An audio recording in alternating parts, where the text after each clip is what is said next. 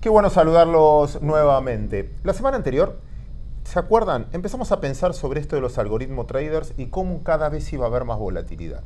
Desde ese punto de vista, como la noticia de Morgan Stanley, si somos emergentes, no somos emergentes, la interpretación, produjo mucho más órdenes antes de que podamos leer bien la noticia.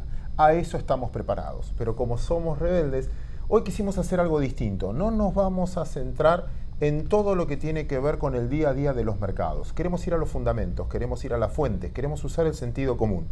Y cuando hablo de eso, qué bueno presentar a Rubén Pascual. Y Rubén, ¿cómo estás? ¿Cómo te va, Claudio? Un gusto estar acá. Te soy sincero, te escuchaba el otro día en estos grupos, me gustó mucho un par de cosas que decías y quiero ser bastante concreto. Sí. Vamos a referirnos un poquito al mundo de las acciones. El fundamento de una acción es el balance.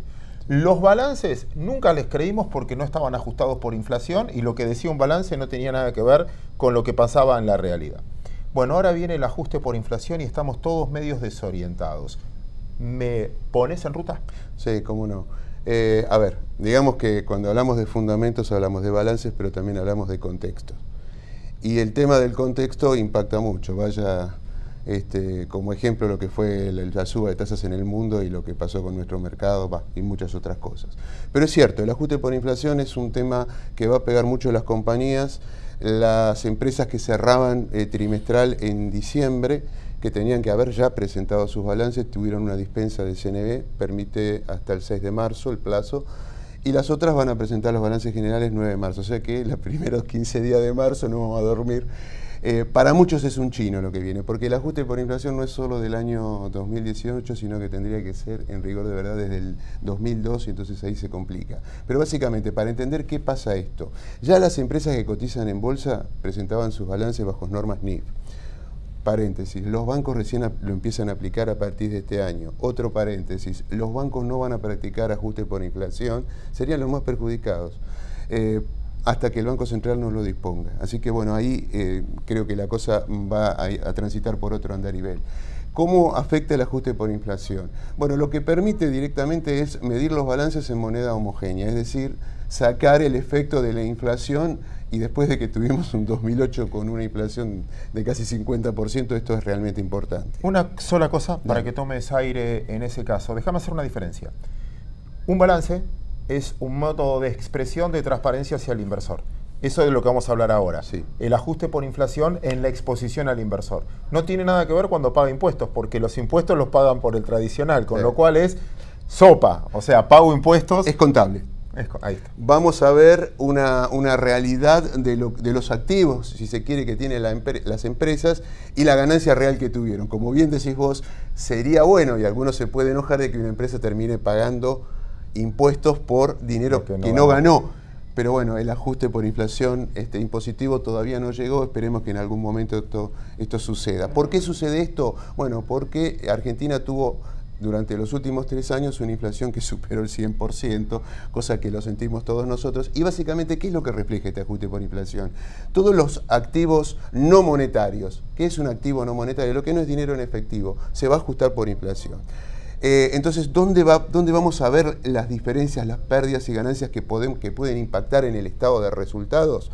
Bueno, en los activos y pasivos monetarios. Piénselo de esta manera: si usted tiene dinero en su mesita de luz y no hace nada, y pasa el tiempo, perdió poder adquisitivo. Bueno, esto va a pasar lo mismo en las empresas que tenían muchos activos monetarios, por eso hablaba de los bancos. Y si yo debía plata, y si debo plata, y la inflación cada vez va siendo mayor, en términos reales mi deuda va siendo cada vez menor. Bueno, eso va a jugar a favor, es decir, aquellas que tienen deuda le va a terminar jugando a favor, y a las que tenían dinero le van a jugar en contra. Bueno, este es un primer efecto. Esto sí se va a ver como contrapartida en el estado de resultados. Una cosa para que lo piensen: una empresa que ganó mucho por la devaluación. Entonces vos ves en el estado de resultados que tuvo una devaluación de, ponele, 100%, pero la inflación fue del 50, 48, no ganó el 100, ganó menos.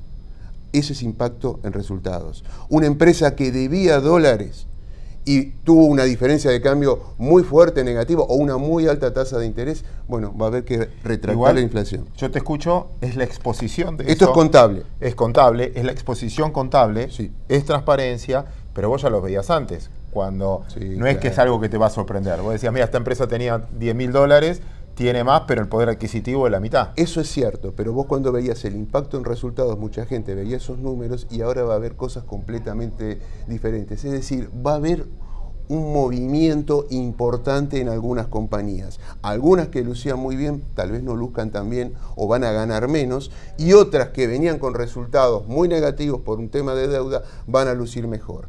Ahora, el mayor valor de los activos no monetarios no va a ser considerado como una ganancia, eso va a ir como una reserva al patrimonio neto. ¿Se va a capitalizar la compañía? Se va a capitalizar. Hasta ahora lo que había en los patrimonios netos de las compañías, en algunas, no en todas, en el capítulo capital aparecía el capital social, que era la cantidad de acciones, eso no se va a modificar.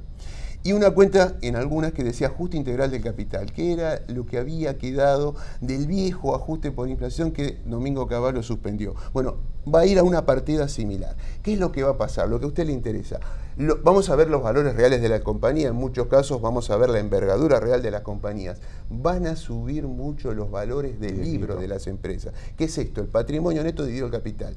Eso va a subir muchísimo. Probablemente en resultados veamos ganancias menores, porque también se van a ajustar los costos y las ventas. Si yo tuve un costo en enero, febrero, marzo y vendí en octubre, noviembre, diciembre, los pesos de enero, febrero, marzo se tienen que ajustar a diciembre. Entonces los resultados van a ser menores. Pero atención con esto ya es empírico, ya pasó, tenía pelo en el momento que se hacían los revalúos y los ajustes por inflación.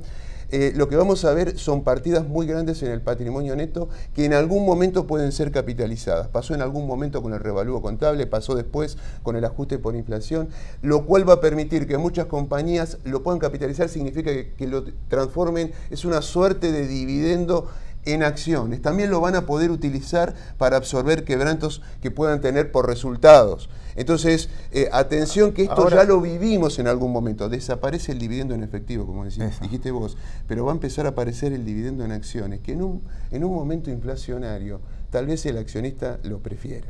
Y después decidir qué hace con esas acciones y lo transforma en efectivo. Pero te escuchaba. Entonces, en el fondo va a haber una variación contable importante, sí, más cercana a la realidad, sí, pero no cambia el día a día de la compañía. O sea, puede llegar a no tener un impacto tan grande en las cotizaciones, porque no va a sorprender al que ya opera asiduamente. Va a sorprender probablemente en algunos casos donde vos veas una envergadura de las compañías, un tamaño que tal vez no para el inversor local, pero sí para el extranjero. Porque siempre estamos acostumbrados a que ¿cuántas son las acciones argentinas que cotizan? Pero ahí te repregunto, esa sorpresa que vos decís que puede haber en algunas, ¿es para bien o para mal? No, es para bien, porque muchas empresas, vos mirás la capitalización bursátil que tiene, balances que aparecen patrimonios bastante modestos y detrás de esos patrimonios ahora vas a ver otra realidad. Atención que hay cambios, por ejemplo, en los bienes de cambio. Los bienes de cambio se van a evaluar al fair value, es decir, al valor de mercado. En algunas empresas eso ya estaba pasando. En los bienes de usos, esos mayores valores también van a repercutir en mayores amortizaciones, que eso va a contracargo al resultado. Ahora, el impacto que podemos ver en resultados, que es lo que a muchos les interesa, que eso puede generar dividendos, puede tener que ver con el tema de amortizaciones y con el tema del mayor valor de bienes de cambio. Entonces acá empezamos a ver algunas cosas. Una empresa que es constructora, uno dice, tiene un montón de activos fijos. Sí, pero guarda que muchos de esos activos fijos son bienes de cambio. No son bienes de uso que son los que se amortizan. ¿Los campos se amortizan? No, señor. Hay muchas variantes y no es lo único que va a pasar. También en marzo tenemos un cambio en la composición del Merval que va a tener otro impacto. Hago un descanso ahí. Primer punto. La segunda variación, era lo que quería escucharte ahora, es esto nuevo de que ahora se llama S&P Merval, S&P Bima, etcétera, donde cambian los índices, cambia la composición y cambia la fórmula de cálculo. Desde ese punto de vista, sí puede provocar un cambio en los flujos de dinero. Sí, a ver, esto es un tema puntual y tiene que ver con un espacio de tiempo cuando se conozca la composición del índice. Básicamente, expliquemos esto, porque hay fondos de renta variable que replican los índices.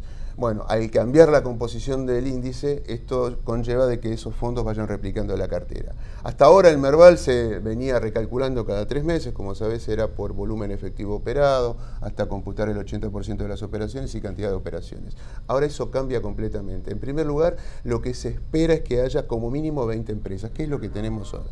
Se van a relajar algunos criterios si da menos de 20 empresas, hasta lo que averigüé. El último ensayo que se había hecho en septiembre daba que entraban 4 empresas más. No sé lo que pasó en este último cálculo que se cerró el viernes pasado. O sea, ya tienen toda la información y ahora están trabajando el comité designado Vamos punto por punto. El primer tope que te escuchaba hoy es que ninguna puede tener más del 15%. Ninguna empresa va a poder tener más del 15%. Si miramos el Merval ahora, tenemos una sola que tiene más del 15%, que es el Grupo Financiero Galicia. Usted lo puede ver en la página de la Bolsa, del Instituto Argentino Mercado de Capitales, tiene 17%. Bueno, esto no es ni bueno ni malo. Lo que simplemente va a querer decir es que habrá que adaptar, o los fondos tendrán que ir adaptando sus carteras a esta nueva composición. ¿Qué es lo que se toma en cuenta? Bueno, lo que se va a tomar en cuenta es la capitalización ajustada por free float. ¿Qué es la capitalización? ¿Cuánto vale toda la empresa de acuerdo al precio de cotización? Y el free float es el porcentaje de acciones que están flotando en el mercado. Y acá empieza el primer problema serio. Uno dice, bueno, habría que tener esa estadística. Sí, pero hay distintos criterios para establecer este free float. Por eso hay un comité estudiando esto, son varias personas. Por ejemplo, ¿qué pasa con las acciones que tiene el ANSES? La ANSES, ustedes saben que tiene una enorme participación de compañías en el Fondo de Garantía de Sustentabilidad. Lo que están tomando como criterio es, si el ANSES tiene puesto un director en la compañía, esas acciones no se toman como free float. Si no lo tiene, entonces se incorporarían al free float. Además supone que si tiene un director no van a vender, por lo tanto es como si fuera dueño, más. Tal cual. Entonces, y si no pusieron director, cambia mucho, te das cuenta que esto cambia mucho la regla de juego. Además, no se va a tomar por acción sino por especie. ¿Qué quiero decir con esto? Si hay una empresa que tiene varias series de acciones emitidas. A ver, digo un ejemplo, ¿se acuerdan de Telecom que había acciones que le habían dado a los empleados y otras que están cotizando? Bueno, eso son series distintas. Se va a calcular el free float de cada una y de la que se está operando. Entonces puede aparecer una empresa, por ejemplo, hay una serie de transportadores de gas del norte que el 100% está en el mercado. Y hay otras series de acciones donde el grupo de control tiene un porcentaje mayoritario. Entonces, eso también cambia el free float. Otra cosa que lo puede cambiar es que aparezca un fondo que compre el 5 o 6% de una compañía y tome una posición de accionista minoritario importante y que el comité decida que sale. Entonces puede haber cambios. Es importante lo que marca Rubén en un solo aspecto que te agrego, porque al elegir un activo, un fondo o una persona, nos pasa a nosotros, es muy importante la liquidez que tenga en el mercado. Si está muy concentrado en pocas manos, es muy poco líquida. Hay empresas muy grandes, pero que casi no operan, no tienen mercado secundario.